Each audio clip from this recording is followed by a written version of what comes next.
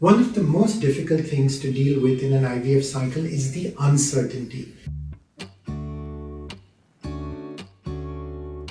The process itself is straightforward, but the outcome is always uncertain. And it's that 2-week wait, the 2WW, which people talk about, which is so hard. That is the waiting period after the embryo transfer, when you know the doctor has transferred a good quality embryo in your uterus, but you don't know whether it's going to implant or not. And you'll only find out 12 days after transfer by doing a pregnancy test or an HCG level.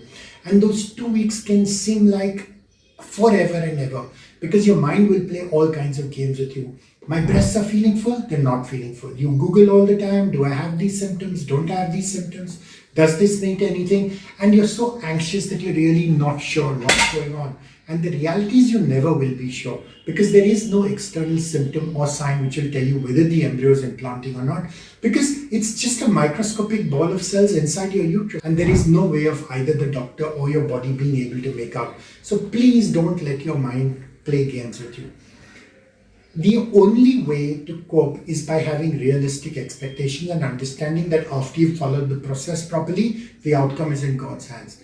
But there is lots of things which you can do to harm yourself.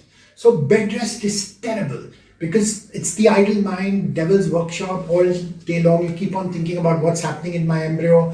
Not only that, I think bed rest reduces pregnancy rates after an embryo transfer, because the blood supply to the uterus goes down. You're lying on your back, you start getting backaches and muscle pains and all kinds of things. So please, for heaven's sake, after the embryo has been transferred, just accept the fact that you're in God's hands. And what would happen, even if you'd had sex in your bedroom, will happen irrespective of whether the embryo was made in the IVF lab or whether you had intercourse in your bedroom. You cannot influence the outcome. So please don't let your mind play games with you. You just make a bad situation even worse.